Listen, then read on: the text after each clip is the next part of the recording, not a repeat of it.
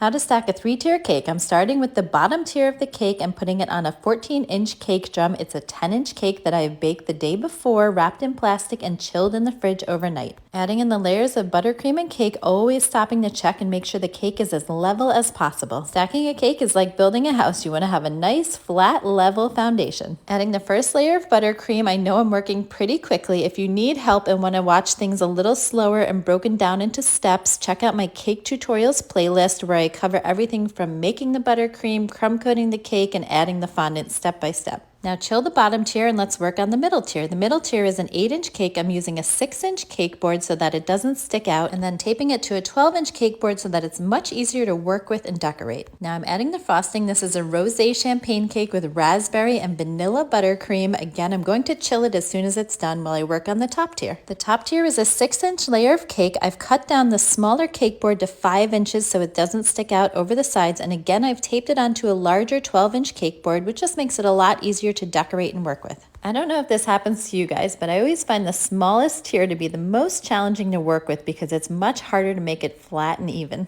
When I'm happy with the shape of the top tier, I chill that in the fridge as well while I take out the bottom tier, which I'm going to cover in fondant. And again, if you want to watch this slower, check out my how to cover a cake in fondant tutorial. I chill the bottom tier while I'm working on the middle tier, and the most important reminder I can give you is to always be chilling the cake when you're not working on it. Finishing the top tier, I'll chill that as well, and then I'm going to begin inserting straws into the bottom tier for stacking. I have a separate tutorial on how to measure your straws. You want to put one into the cake, cut that one, and then use it to measure and cut the other straws you'll be inserting. But back to the cake we're working on, I inserted 4 straws, making sure they're going to line up in a square pattern underneath that smaller 6-inch cake board so it fully supports the second tier. After the middle tier is in place, I add the straws for the top tier, making sure that they're in a pattern so that they can fully support the smaller 5-inch cake board under the top tier of the cake. I also add a little buttercream to cement it in place. If I'm not quite happy with where it is, I will take it off and shift it a little bit to make sure it's as straight and even as possible. And that's it. The cake is all stacked. I hope this helps. Follow if you want to see how I decorate it.